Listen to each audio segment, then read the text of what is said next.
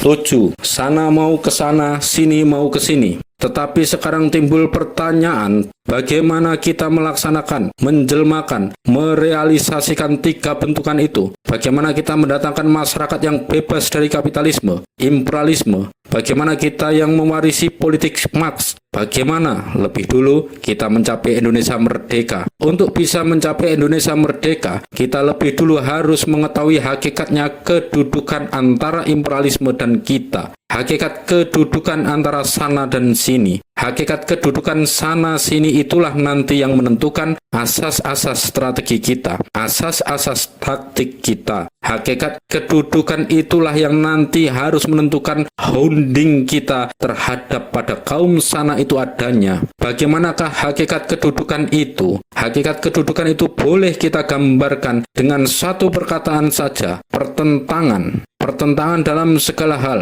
pertentangan asal, pertentangan tujuan, pertentangan kebutuhan, pertentangan sifat, pertentangan hakikat. Tidak ada perbarengan, tidak ada persamaan sedikit pun antara sana dan sini. Tidak ada persesuaian antara sana dan sini. Antara sana dan sini ada pertentangan sebagai api dan air, sebagai serigala dan rusa, sebagai kejahatan dan kebenaran. Memang riwayat dunia selamanya menunjukkan pertentangan antara dua golongan. Memang riwayat dunia selamanya menunjukkan adanya suatu golongan atas dan adanya satu golongan bawah yang bertentangan satu sama lain, berantitesis satu sama lain. Di zaman feodal golongan ningrat dengan golongan kaulo, di zaman kapitalisme golongan kemodalan dengan golongan proletar, di zaman kolonial golongan si penjajah dengan golongan si terjajah. Maka antitesis alias pertentangan yang belakangan inilah yang menguasai segenap sifat hakikatnya perhubungan antara sana dan sini, segenap wesennya perhubungan antara sana dan sini, sehingga sana dan sini selamanya adalah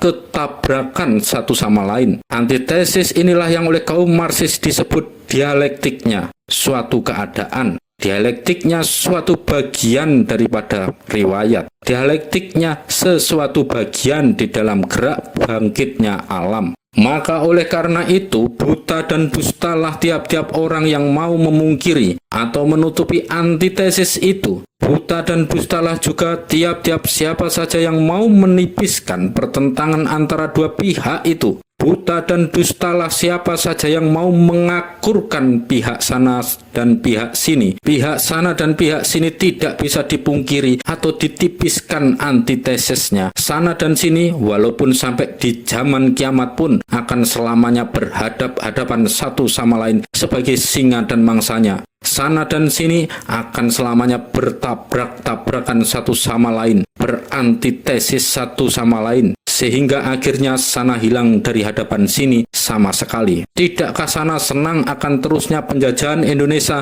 sampai ke zaman akhirnya alam? Tidakkah sana senang akan terusnya kecakrawartian di atas semua bagian daripada masyarakat Indonesia? Tidakkah sana hidup justru daripada sini? Tidakkah sebaiknya sini mau selekas-lekasnya merdeka? Tidakkah sini mau selekas-lekasnya mencakrawartikan masyarakat sendiri? Buta. Sekali lagi butalah siapa saja yang mau memungkiri adanya pertentangan ini, tabrakan ini, antitesis ini, yang memang sudah karena dialeknya alam, tetapi kita yang justru membentuk pergerakan yang memikul alam dan terpikul alam, memikul natur dan terpikul natur. Kita yang tidak mau buta harus justru mengambil antitesis ini sebagai uger-ugernya. Semua kita punya asas perjuangan dan semua kita punya taktik. Kita harus justru mengalaskan segala kita punya sepak terjang di atas dialektika ini. Mengalaskan segala kita punya holding di alas dialektika ini. Kita harus dengan sekelebatan mata saja sudah mengerti bahwa dialektika ini adalah menyeluruh kita selamanya. Ingkar daripada kaum sana itu,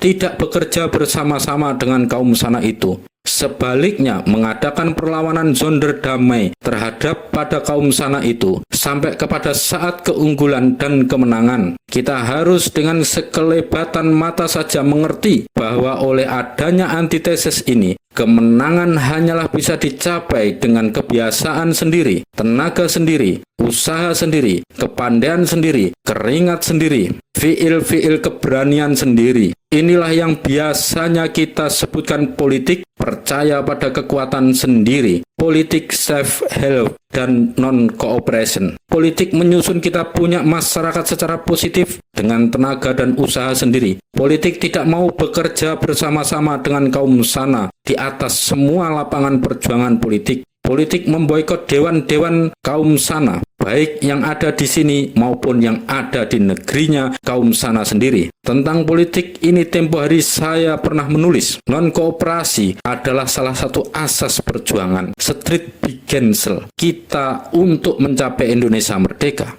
Di dalam perjuangan mengejar Indonesia merdeka itu, kita harus senantiasa ingat bahwa adalah pertentangan kebutuhan antara sana dan sini, antara kaum yang menjajah dan kaum yang dijajah, antara overherrscher dan overherrschte. Memang pertentangan kebutuhan inilah yang menjadi sebabnya kita punya non-kooperasi. Memang pertentangan kebutuhan inilah yang memberi keyakinan kepada kita bahwa Indonesia merdeka tidaklah bisa tercapai jikalau kita tidak menjalankan politik non-kooperasi. Memang pertentangan kebutuhan inilah yang buat sebagian besar menetapkan kita punya asas-asas perjuangan yang lain-lain, misalnya mark forming, masa aksi, dan lain-lain. Oleh karena itulah, maka non-kooperasi bukanlah hanya satu asas perjuangan, tidak duduk di dalam rat pertuanan saja. Non-kooperasi adalah suatu aktif Begensel, tidak mau bekerja bersama-sama di atas segala lapangan politik dengan kaum pertuanan, melainkan mengadakan suatu perjuangan yang tak kenal damai, suatu overbeats the leaks street, enggan kaum pertuanan itu.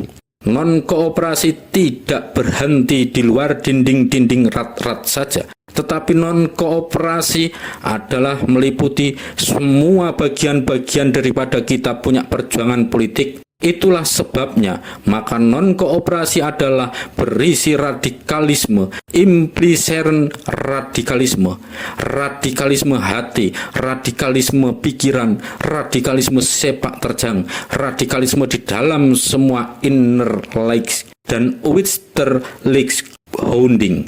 Non-kooperasi meminta kegiatan, meminta radikal aktivitas. Salah satu bagian daripada kita punya non-kooperasi adalah tidak mau duduk di dalam dewan-dewan kaum pertuanan. Sekarang apakah Tweede Kamer yang termasuk dalam dewan-dewan kaum pertuanan itu? Tweede Kamer adalah termasuk dalam dewan-dewan kaum pertuanan itu. Sebab justru Tweede Kamer itu bagi kita adalah suatu Belingscanning, suatu pembadanan, suatu penjelmaan daripada koloniseren Holland, suatu penjelmaan daripada kekuasaan atau maks yang mengungkung kita menjadi rakyat yang tak merdeka. Justru Tweede Kamer itu adalah suatu simbol daripada kolonial, suatu simbol daripada koloniseren Holland, suatu simbol daripada keadaan yang menekan kita menjadi rakyat taklukan dan sengsara. Oleh karena itulah, maka non-kooperasi kita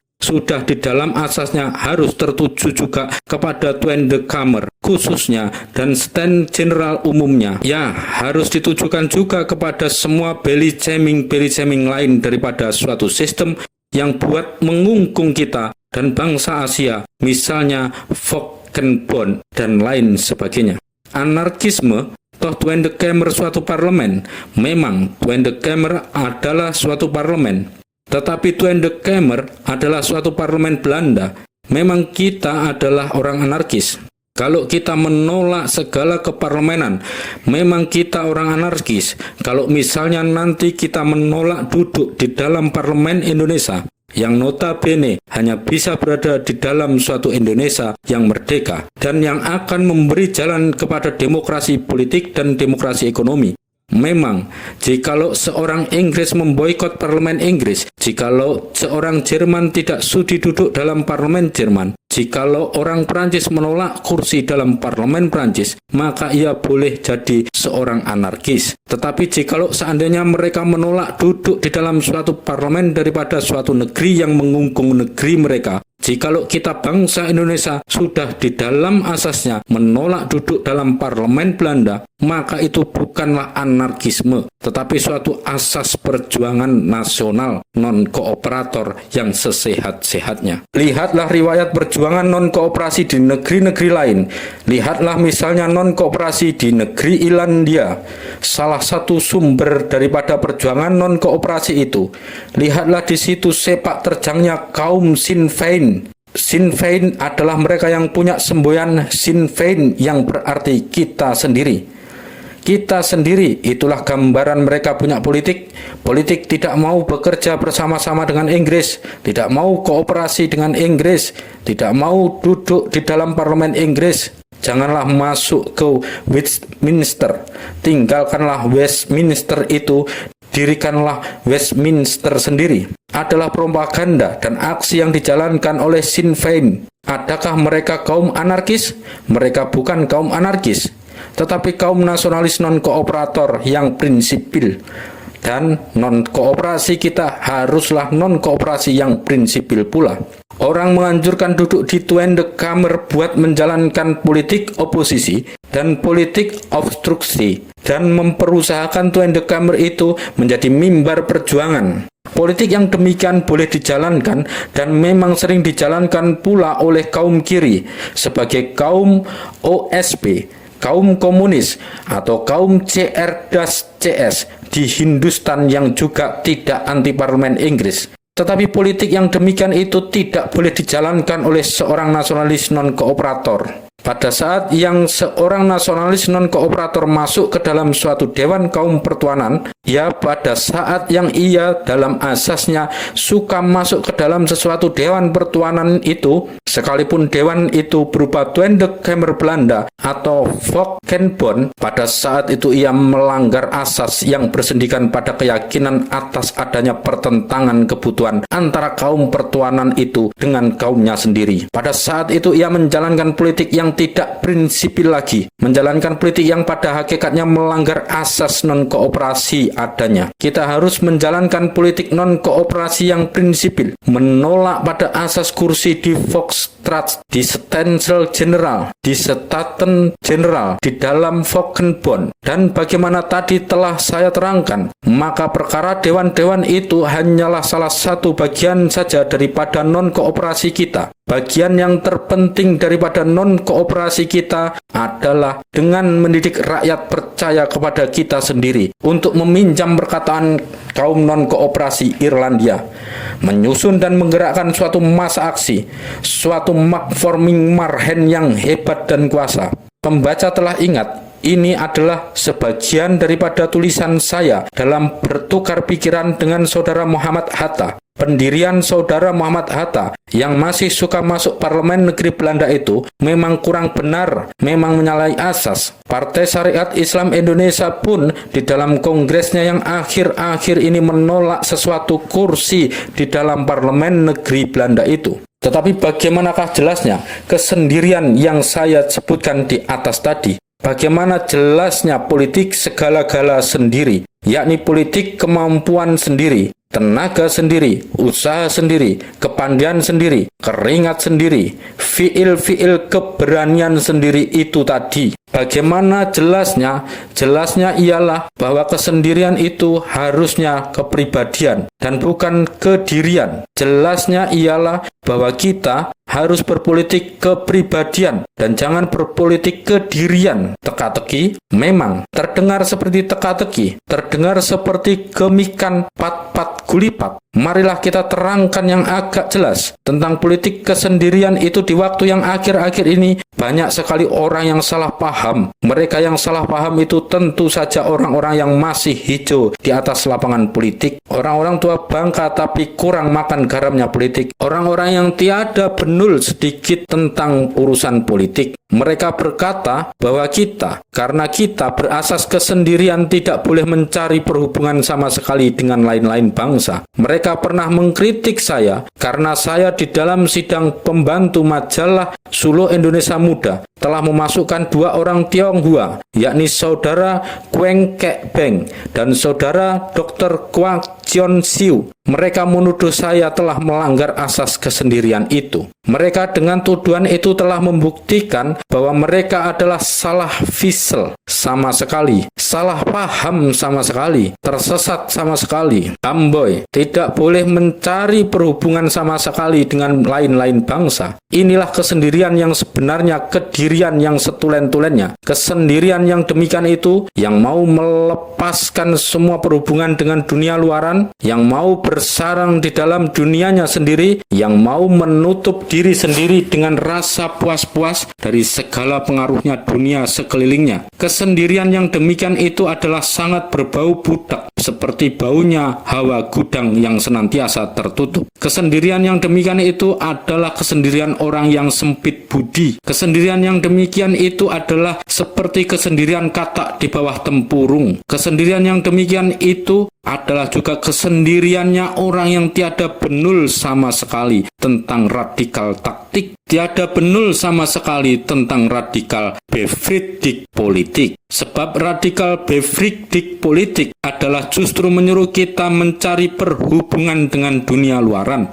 Imperialisme yang merajalela di Indonesia hanyalah bisa kita kalahkan dengan selekas-lekasnya kalau kita berjabat tangan dengan bangsa-bangsa Asia di luar pagar, mengadakan Einheitsfront, barisan persatuan dengan bangsa-bangsa Asia di luar pagar. Imperialisme yang kini ada di Indonesia bukan lagi imperialisme Belanda saja seperti sedia kala. Imperialisme yang kini ada di sini sudahlah menjadi imperialisme internasional yang bermacam-macam warna. Di dalam bagian 2 dari risalah ini sudah saya terangkan, raksasa modern imperialisme yang ada di sini kini bukan lagi raksasa biasa, tetapi sudah menjelma menjadi raksasa Rahwana Dasamuka yang 10 kepala dan mulutnya. Badannya imperialisme Belanda, tapi badan ini memikul kepala imperialisme Inggris, kepala imperialisme Amerika, kepala imperialisme Jepang, Prancis, Jerman, Italia, dan lain-lain. Di Sumatera Timur saja jumlahnya modal perkebunan yang bukan modal Belanda sebanyak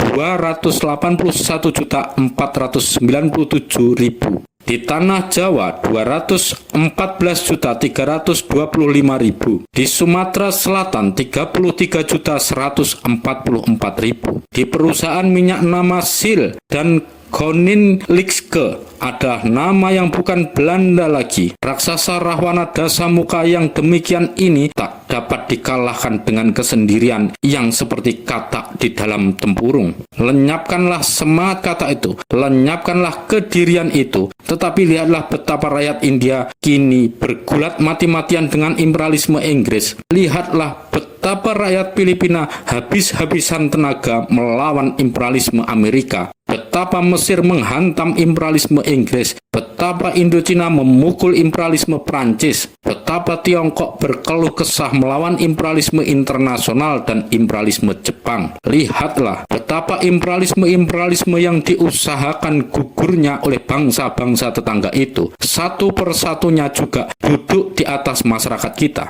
menjadi kepala-kepalanya Rahwana Dasamuka yang kita musuhi itu. Lemparkanlah semangat kata itu jauh-jauh dan insafkanlah betapa faedahnya kita berjabat tangan dengan bangsa-bangsa tetangga itu yang sebenarnya satu musuh dengan kita, satu lawan dengan kita, satu seteru, satu tandingan. Lemparkanlah jauh-jauh tempurungmu dan carilah berhubungan dengan semua musuh-musuhnya Rahwana Dasamuka yang kita musuhi. Itulah kesendirian yang berbedaan bumi langit dengan kesendirian yang sempit budi. Kesendirian tidak melarang berhubungan dengan lain-lain bangsa, tidak melarang pekerjaan pekerjaan bersama dengan lain-lain bangsa. Kesendirian hanyalah suatu rasa kemampuan, suatu rasa kebiasaan, suatu rasa ketenagaan, suatu rasa kepribadian yang menyuruh sebanyak-banyak dan seboleh-boleh berusaha sendiri, tetapi tidak mengharamkan pekerjaan bersama dengan luar pagar bila mana berfaedah dan perlu. Imperialisme lah dan bondoroyotnya imperialisme lah yang harus kita ingkari. Tetapi musuh-musuh imperialisme adalah kawan kita. Lemparkanlah kesendirian yang sempit budi itu dan ambillah kesendirian yang lebar budi ini.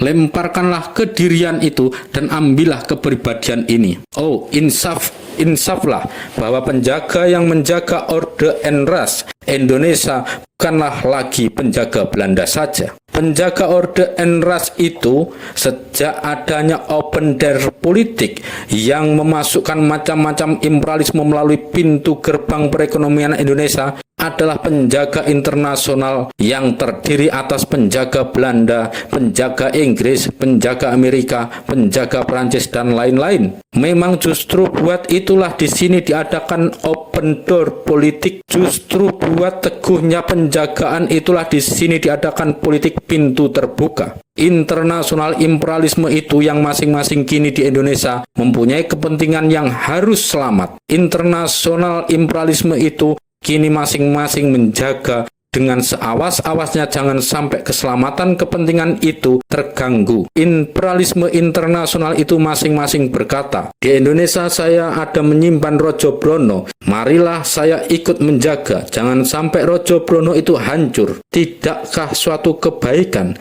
Tidakkah suatu kefaedahan? Tidakkah suatu keharusan yang di muka persekutuan imperialisme internasional itu kita hadapkan pula persekutuan bangsa-bangsa yang masing-masing juga melawan imperialisme internasional itu? Tidakkah das di dalam hakikatnya suatu pengkhianatan kepada kita punya Grundgesetz? Jikalau kita di mukanya persekutuan imperialisme ini mau berpolitik, politiknya katak di bawah tempurung. 12 tahun yang lalu, benggol-benggolnya internasional imperialisme telah berkonferensi bersama-sama di kota Washington guna membicarakan keadaan-keadaan di benua Asia. 12 bulan yang lalu, lebih sedikit, Albert Sarraut di muka suatu imperialistik kongres di kota Paris memperkuat lagi pembicaraan ini. Negeri-negeri yang berkoloni harus rukun satu sama lain. Mereka kini tak boleh bermusuh-musuhan lagi, tetapi harus bekerja bersama-sama. Dan 12 bulan yang lalu pula, Collins mengeluarkan nyanyian yang sama lagunya. Maka oleh karena itu, jikalau raksasa-raksasa imperialisme bekerja bersama-sama, marilah kita, korban-korbannya raksasa-raksasa imperialisme itu, juga bekerja bersama-sama. Marilah kita juga mengadakan Hate Front daripada prajurit-prajurit kemerdekaan Asia. Jikalau Banteng Indonesia sudah bekerja bersama-sama dengan Sepin dari negeri Mesir, dengan Lembu Nandi dari negeri India, dengan Liong Barongsai dari negeri Tiongkok, dengan kampiun-kampiun kemerdekaan dari negeri lain, jikalau Banteng Indonesia bisa bekerja bersama-sama dengan semua musuh kapitalisme dan internasional imperialisme di seluruh dunia, wahai, tentu hari-harinya internasional imperialisme itu segera terbilang. Nah, inilah kesendirian yang sejati, kepribadian yang sejati, percaya pada kekuatan sendiri, percaya pada kemampuan sendiri,